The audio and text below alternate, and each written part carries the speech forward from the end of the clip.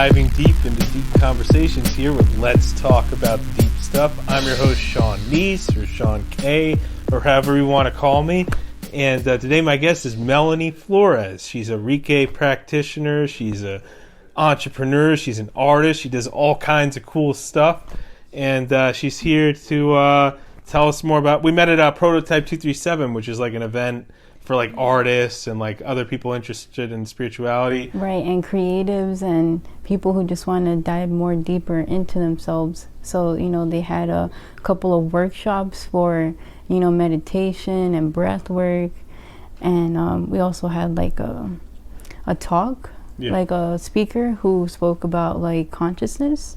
Oh yeah, my friend Eric Sanchez, he spoke there too. Shout out to him too. Yeah, he was amazing. I loved his speech. And our style pretty much like introduced ourselves. Yeah, because we both had like the hat, the newsy hat, and like the hats spoke to each other, like the same hat. Right. It's like the hats understand each other. It's like they got this like... They got like, the call, they got the call. It's like, yeah. Yeah, so that was really cool. I really did like your hat. Oh, yeah. Yeah, I got a whole collection of like these different kinds of like hats, like different newsy hats. Beautiful. Like, yeah. But, a little bit about myself. I'm a Reiki practitioner, an artist, and an entrepreneur. I've been doing Reiki for 5 to 6 years now. But before diving into my Reiki timeline, I want to just talk about where I was before then. So I grew up in North Jersey. I went to high school in Bergen County, and then decided to go to NJCU for some time. I studied a semester there until... NJCU, is that like a community college? Or what was, it's a university in Jersey City. Oh, okay. And I did a semester there. I wanted to just test out how the college life was. And then I just, to be honest, I actually started going to counseling there because I just had a lot of things going on at home, and I didn't know how to speak about them like with my family. So I just decided to try out counseling in college, and I spoke to her about my goals and what I wanted to do in the campus. But I initially told her that I wanted to travel to just be outside of home for a while. So I told her that I want to transfer to an art school, and she was helping me do research on like some colleges that will like accept my GPA and where my studies were at that time. So I went to Philadelphia. So I went there. I did an essay to like get into the college, and from then it was like art school for like 2 years. So I did photography and culinary at the Art Institute of Philadelphia. And then my experience there was really, really opening. I opened a lot more to myself and like what I thought I knew, but it opened me up to like all the other doors that I was trying to open, but I couldn't because my environment wasn't helping me open. Until I told my mom, I told her everything that I did. I told her my plan, and whether she agreed with it or not, I did it. And it was because my soul was just calling me to be by myself. So you feel like your family like didn't support you being creative as much or being an individual as much, and you felt like when you went to art school that kind of helped you explore that more? Yes. Yeah, because that's what they didn't do at the time. They didn't support my creativity or just like who I was, because there was a traumatic event that occurred for a couple of years, and I wasn't heard for it. So it led me to a lot of like self-resilient, like, just being silent pretty much. And I didn't have a creative throughout high school. I was mainly an athlete, and until I got into art school, my mom and I had some space, and my whole family and I had space, so I really had a chance to like just dive into like what, like my art, like that I haven't done in before then. So you feel like you mentioned this traumatic event. Like, did your family not listen to what happened, or like they denied what happened? Is that what you're saying? Yeah, they did listen, but they denied it. And from what they denied, it had me like question myself. Like, why are they denying this experience that I had? So I had like a lot of my mental It was abuse from a family member, or? Yes, it was like just physical abuse and like being like violated. So it was a lot of battles like in my mind, and I had a lot of battling like with love and like how I expressed that to my family, because I was denied and unheard. That seems to be a common thing with abuse. I don't know if it's people try to block it out, because my father, like, he had a very negative experience with his dad. His dad like tried to dominate him, and like my dad didn't fit his image, and my dad always said that like other people in his family like didn't recognize what happened, like they kind of denied what happened, right? And that seems to be a common thing, that like when people are abused or like they go through trauma, like other people, members of the family, don't acknowledge. Right. Yeah. Do you feel like they wanted to just move on after that? Like they didn't want to process what happened, or like what they? I'm not sure. Maybe it's just like easier. Like I can't speak for, because like but like I think maybe sometimes people like that's a way to, like they deny what happened, so it's like a way it's like a coping thing. Yeah, I can understand that, and yeah, I definitely feel like that could be like generational, too, because coming from like, a long time ago when like I feel like no one really knew what abuse was, like how to explain that, because when you're killing an animal, right? Like a deer or a chicken, you're doing it because you want to feed your family. And it's like, do you see what you just did as abuse, or do you see it as love? Does that make sense? In a sense, but like I guess like the abuse, like there's no way it's supporting the family or anything. It's just like so like I'm trying to understand, like, so you're saying like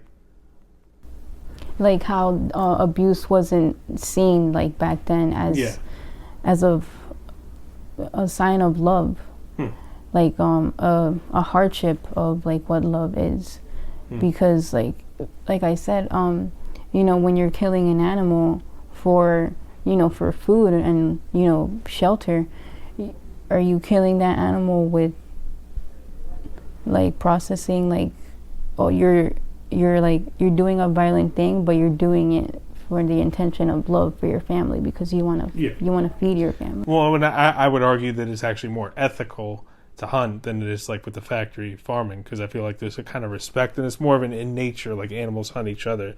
That's different than like keeping an animal in like a cage. I know that's a little off topic to what we're talking about, but like still, yeah, just to relate it, like, in this day and age, because now animals like are in cages, and it's interesting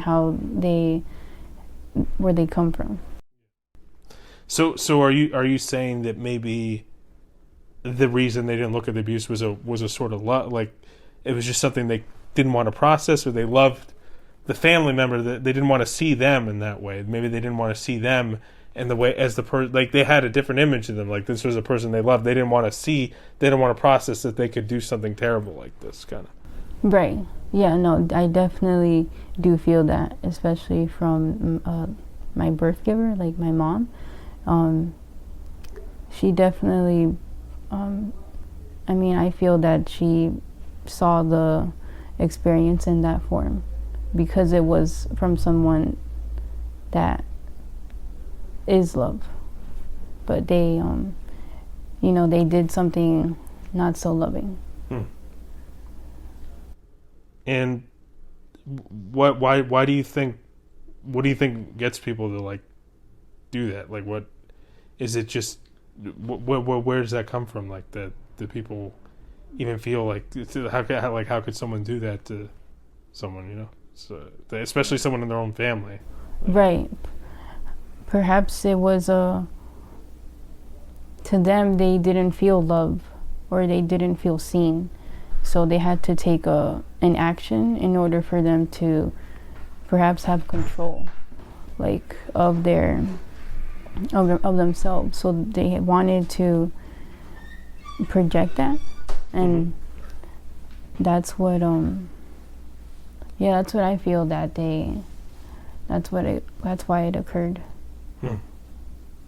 And how have you come to terms with that? Like, how have you come with more peace with that? I know you were talking to me about how like some of the spiritual practice you do has helped you kind of cope with some of the trauma from that. And right, like breath work is definitely like one of, I would say, like my meditation. I used to like meditate for like maybe 4 to 5 hours every day, and that did leave a deeper understanding of like where my past like is, because I feel like for years like I was still living in the past, but I was still in the present because I was traumatized. Yeah. And I feel like that's a part of trauma, that it can bring the like it never leaves, like, and you see it like in other people kind of. Right, like a cloud, like you see a cloud and you're just seeing, you can see it there, or you can just see it pass. So breath work is like one of those things that just like help me regain a sense of myself and like regain my breath again. And did it help you, because did you ever have like, I guess, issues maybe trusting new people because of your experience? Like did it take a while to see that like that past experience isn't going to be all your future experiences? Yeah, it did take for a while.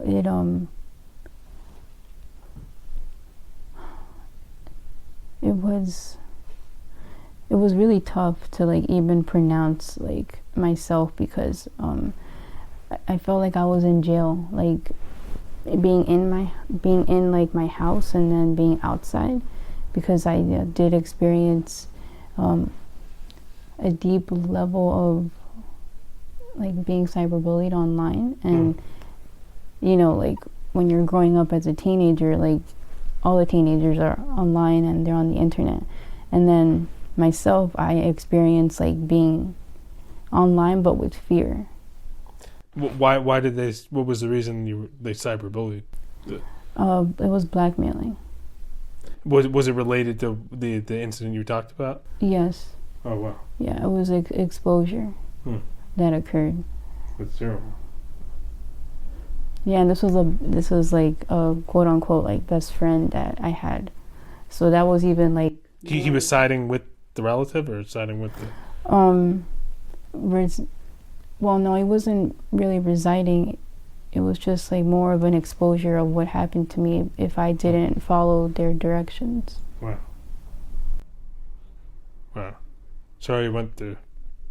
It's terrible. But did you ever get like any closure about this, or did you get to? No. I ended up moving. I moved around a lot when I was younger. From like the age of like 6, I started moving a lot until like high school came around, and I just pretty much finished my high school career in Bergen County, and then moved to Philadelphia for art school to regain a sense of myself that I didn't I wanted to find. And have you like developed a better relationship with your family since? Like, have they come to like more see what happened, or see? Well, since I've developed more of a deeper relationship with myself, I feel like I understand like my family. I wouldn't say that we speak about like deep conversations, but I definitely do understand like where their minds are and my mind is in a different place, just consciously, because like I live a conscious life and they are not as aware of these things as I am. And I like to just, I do, when I spend time with them, I am with them, but I have to just pay attention on like where my mind goes, because it can go into the past. So I guess you don't blame them anymore. I guess maybe you thought it was too much of a thing for them to process. Maybe it was too hard for them to accept. Yeah. Yeah. Yeah, family is interesting. There's definitely a lot of things that we learn from our family once we like understand like our own trauma, because I feel like even our parents have their own trauma that they they're in the process of it, whether they know it or not, because if you're in the process of your own trauma, they can probably see that, because we're our parents in some way or shape or form, besides like us being like our own individual selves. Like they kind of help mold us into like who we are. Like I feel like with me too, like even like a lot of my literary interest comes from my dad, and like a lot of my like artistic and like performing side I think comes from my mom. I feel like there's definitely a lot of my mother and my dad in me. Like I'm my own person, but like it's definitely it's influence. Yeah. And you said that like your spiritual practices kind of helped you come to terms with this. So. Right, breath work and journaling. Journaling has, I feel like, one of the most spiritual practices that I do, and I've been doing it for a long time. So journaling, like I've done a bit of journaling. It's just kind of like getting it all out, right? Like kind of just putting it, and then you put it in perspective and you see patterns. Like, is it like thoughts you have throughout the day, or is it like things that happen to you throughout the day? Right, it's all of it. It's things that do happen throughout the day, people that I meet. I had a journal one time that I wrote down a bunch of questions, and it was specifically just questions, like just like who, what, where type questions. And if I met someone, I would ask them those questions, and they would give me their answer, and I would just listen to, how they would answer the question. So you wanted to kind of understand other people and like what they've been through as a way to kind of put like your experiences in perspective? Yes. Yeah. And you said that, so like how did your spiritual beliefs develop? Because I know that's like a lot of like what you do now is like a Reiki and like a spiritual, yes, and like energy cleansing. I feel like a lot of my teenage years I was in a Jehovah's Witness, and specifically my grandparents were the ones who did a lot of the influence to that religion, like to me.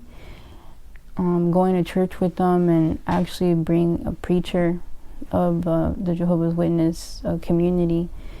I had a moment where I basically asked myself, like, is this what I want to do? Is this who I want to be? Like, do I want to be a Jehovah's Witness, or do I want to be Melanie? And like, I was athletic in high school, so I always ran. I ran cross country and track for all of my high school career. But that, even still being in the religion, I still completed my sports.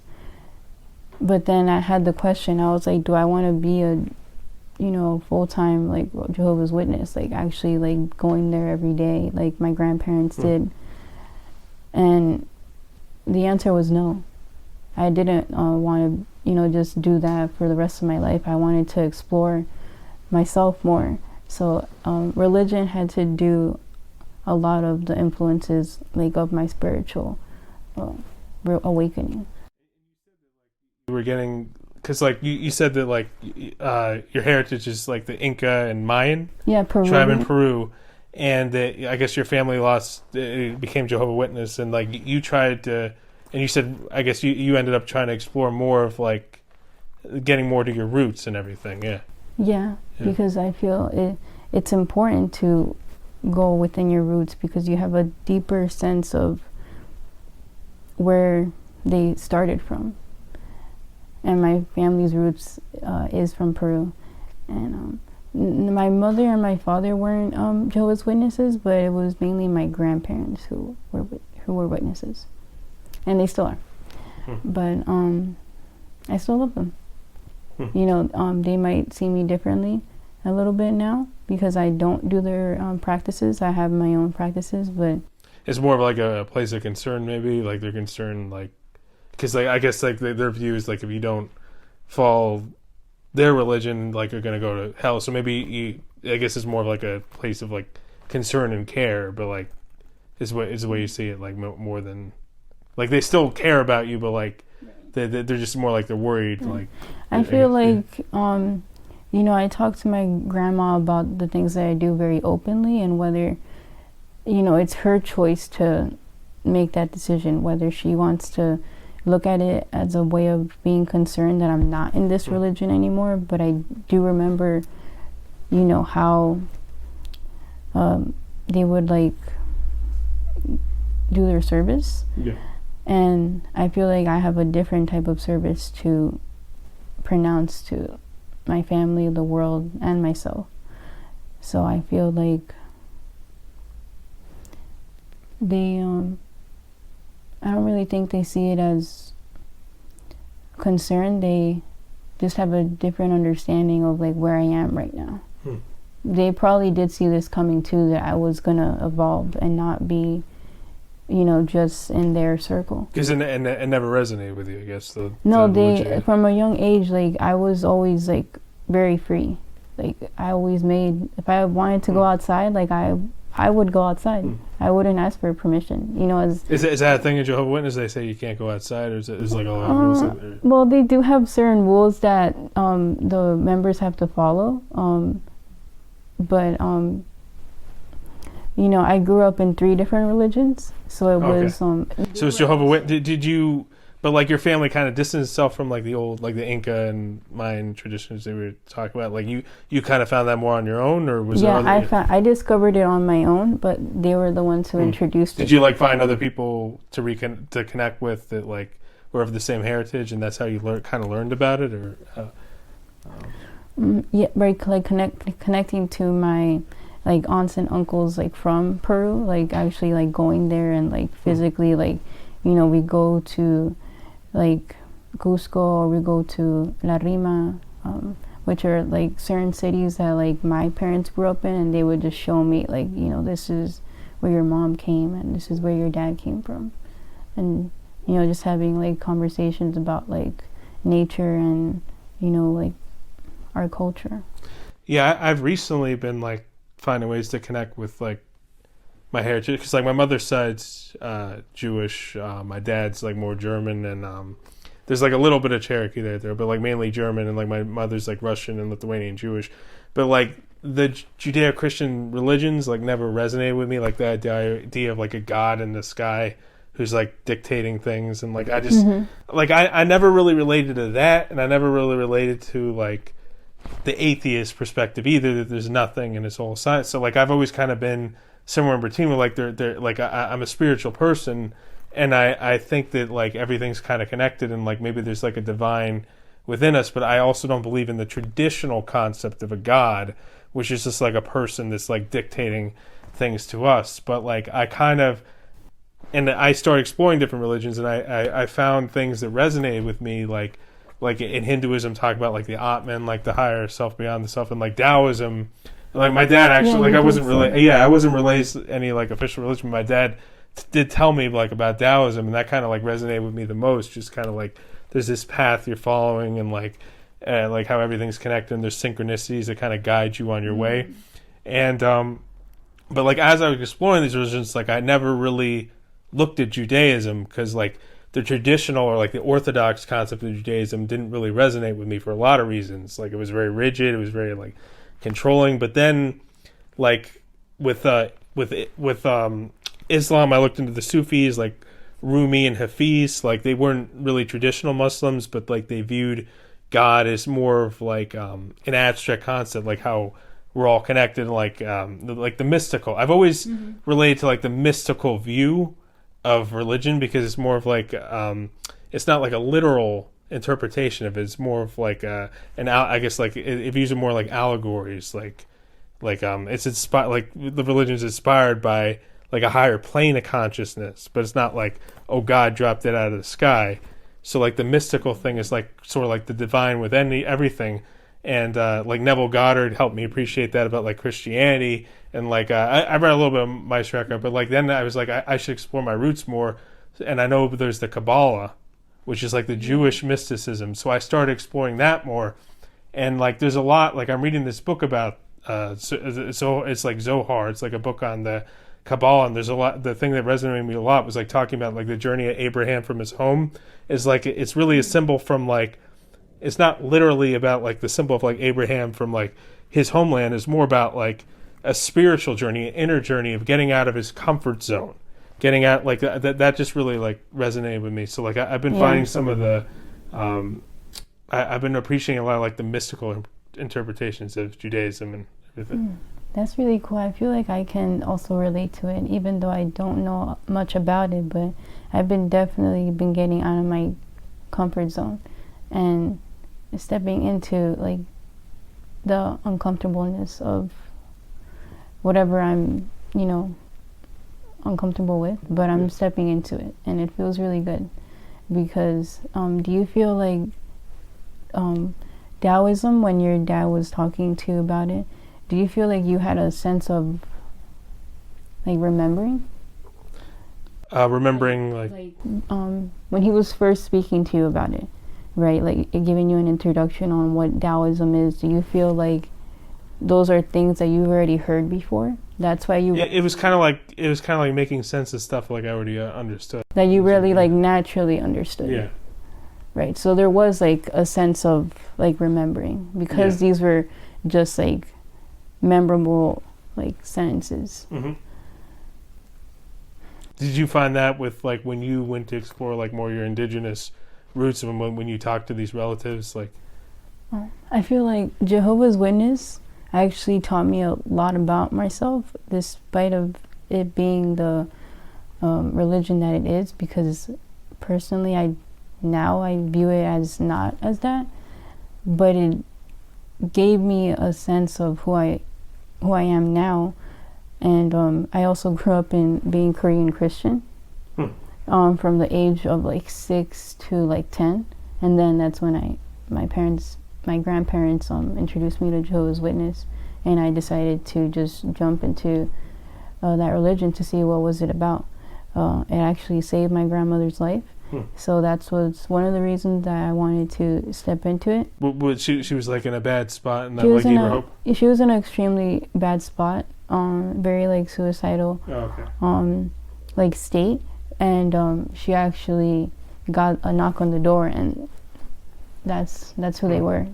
It was it was a similar thing with my aunt and Christianity, because I know Jehovah's Witness, I guess it's kind of like a branch of it's Christianity in a way, I guess. But like my aunt, like she was thrown into a nursing home. She was like, I forget how old she was. She was very young, like a kid, and she like had no hope. Like she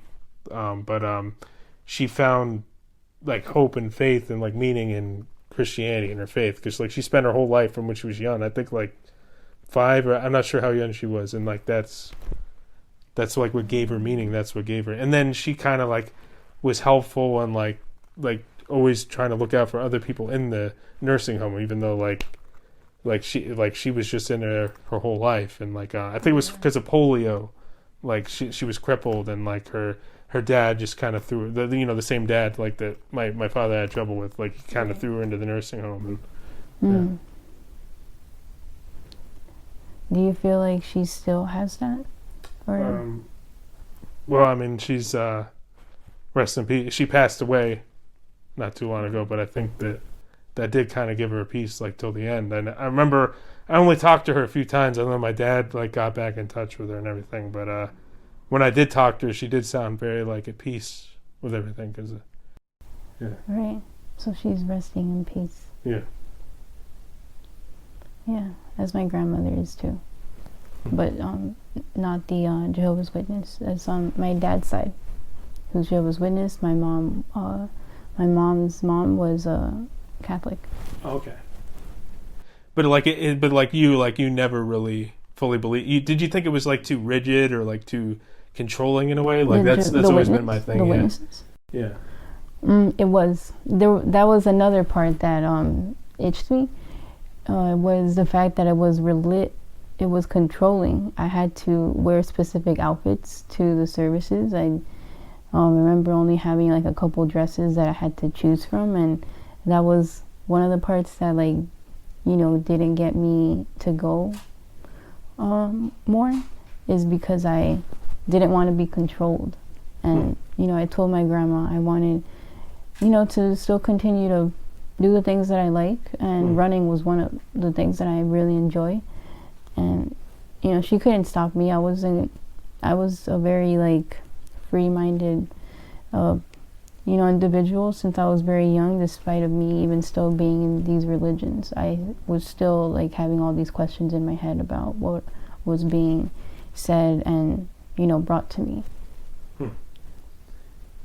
Yeah, so that's been my issue with the traditional religious view a lot, is it kind of denies natural things, like that I think are just part of human nature, like natural desires and everything, and even certain ways people interpret Buddhism can be a bit Buddhism resonates with me more than other religions, but I think you need to be human and have vices and have experience. I feel kind of that in a way that kind of builds your character, that kind of builds who you are, and I think that I do believe in a higher I think it's more like a higher plane, we get in touch with that higher plane of intelligence, and that's what the religious texts are based off of. It's not an actual deity dropping it out of the sky, but I think that higher intelligence just wants us to be happy and be good to each other.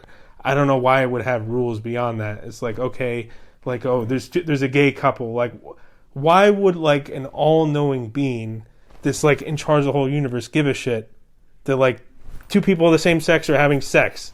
He's just he has this being is it has the whole mentality of the whole universe. It's two people who are the same sex had sex. Out of these billions of people and all this whole universe, I'm gonna give a shit about that. That's a very small-minded all-knowing entity. Fuck that God, if that's what he thinks. I'm sorry, but it's that's a really small-minded asshole for to be an all-knowing being, Yeah, and I feel God wants us to be open. Yeah. Yeah. That's people being rigid. It's I don't want to, that God is boring as fuck, honestly. It's he's saying all these rules and Same stuff. flavor. Yeah, exactly. And if I might have offended some people, I don't give a shit. Because it's that's a stupid belief. I'm sorry. But yeah. Yeah, no, it could. It is. Yeah. I hear you. Yeah, exactly.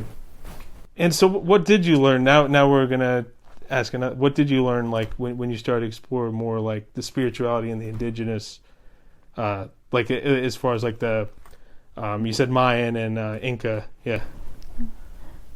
To put it in 3 words, I had to really let go and start listening. Listening to nature and what is it trying to show me and tell me. And I had to continuously ask certain questions to myself and my past, present, future self, and listen to the answers of what nature is speaking to me.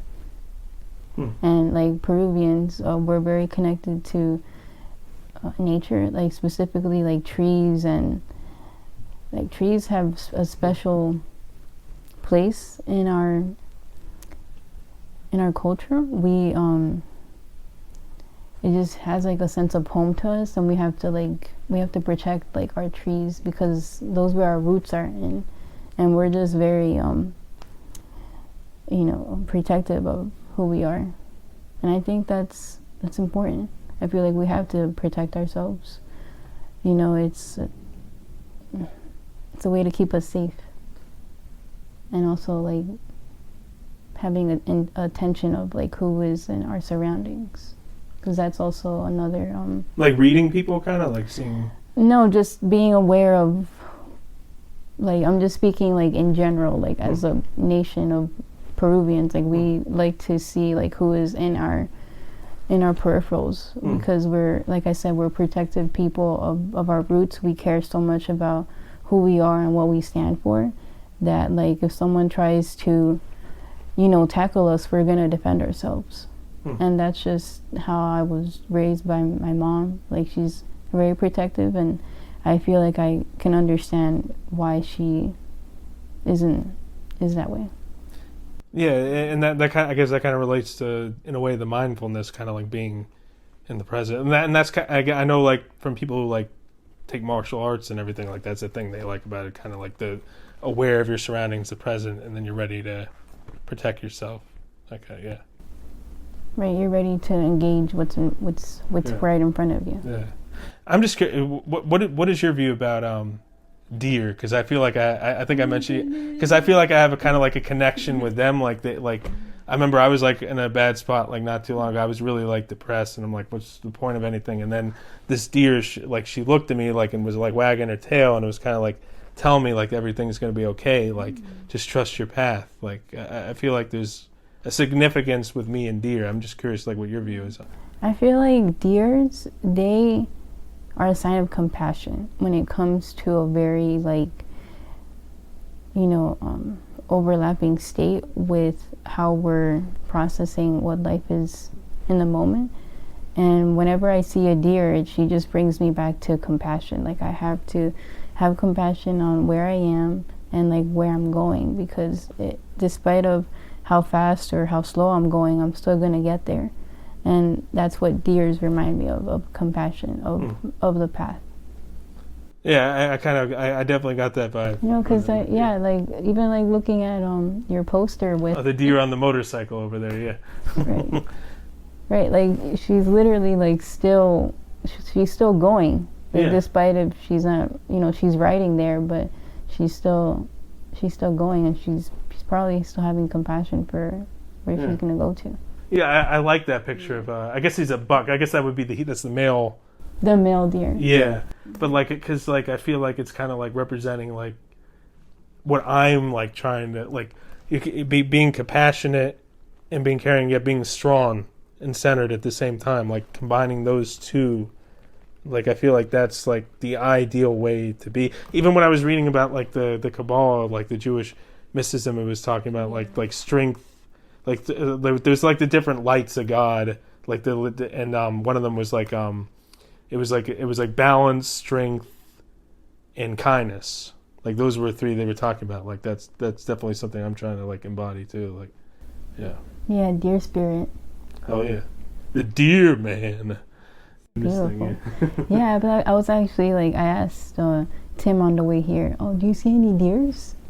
Oh, did I mention the deer thing to you, or before this, or maybe like briefly? Yeah. Yeah. Not.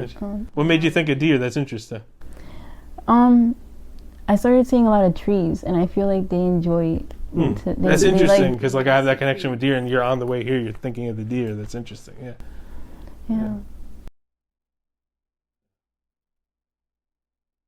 This is great. This is great. It's really great. Yeah.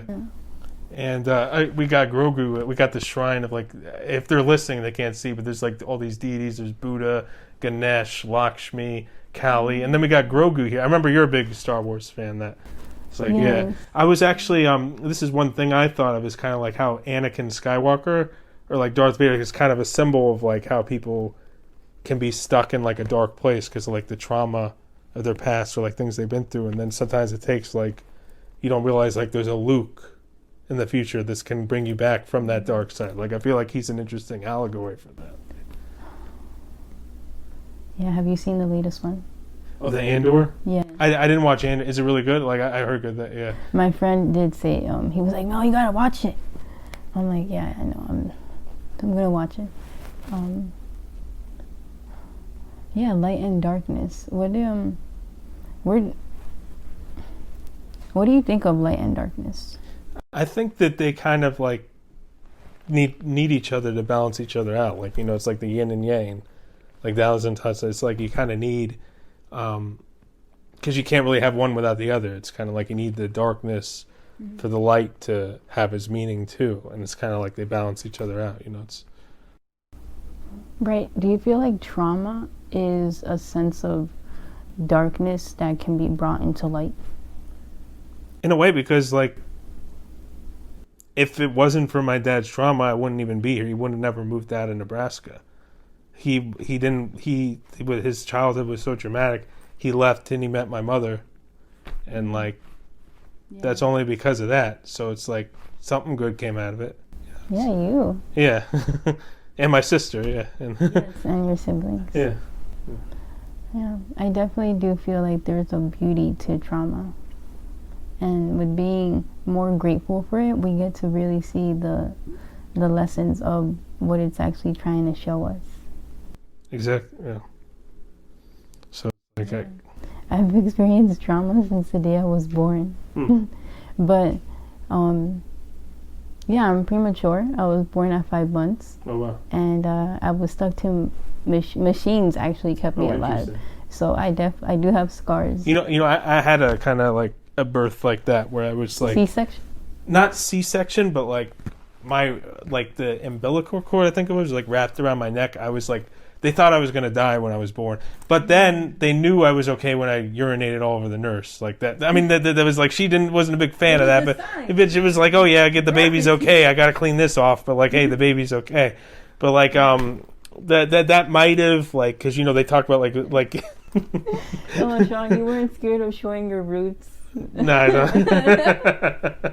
No, I just put it all. Just embraced it. Yeah, yeah. But there is a possibility because like I had certain. I mean, I talked about this other episodes like how like that might have gave me some like issues like where I developed a little slower in certain areas than some of my peers, but that kind of like made me who I am too. So even if that was, I don't really mind that either. So yeah, no, I definitely do relate in certain forms because I feel like specifically, I always look at my hands a lot because they're quite small compared to other people that I've held hands with. But it's like I feel like my hands are like in a way like oddly small, but like to me they're like really unique. But to other people they're like, whoa, like your hands are like too small. And I'm like, what does that even mean? Like, what is too small and like what is too big? Yeah.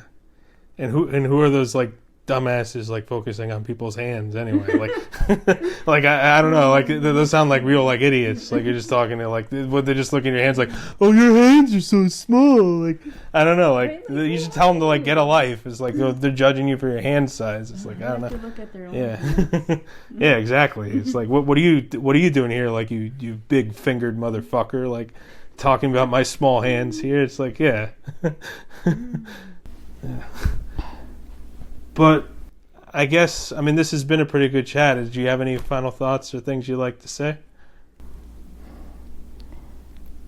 Yeah, I feel like no matter how the world looks at you, you have to always embrace yourself.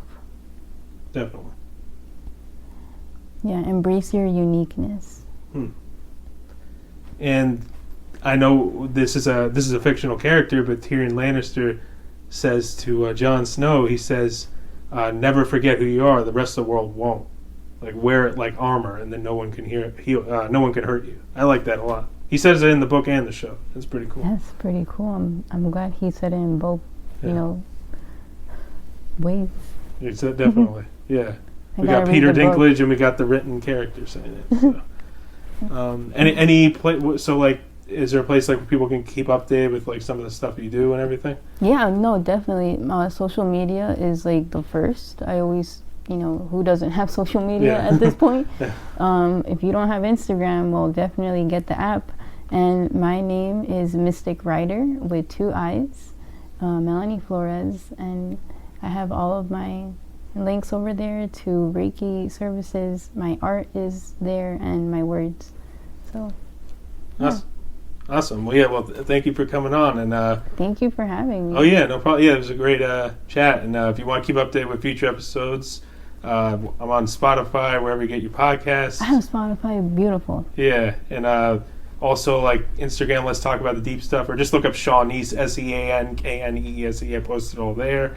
And Venmo, SEAN. If you want to donate to the show, it's at SEAN-KNEESE or Zelle, and PayPal is SKNEESE1989 at gmail.com. I'm kind of like writing it out here with my finger on the imaginary like chalkboard, but like you can't see it in the audio, but in the video you can. But yeah, anyway, that's about it for this episode. We'll catch you on the next one.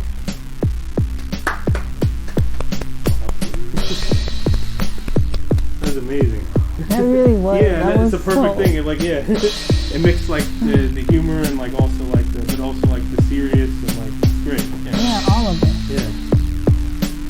Harry, what do you think? I think he passed out. Here. 46 minutes. Go Harrison.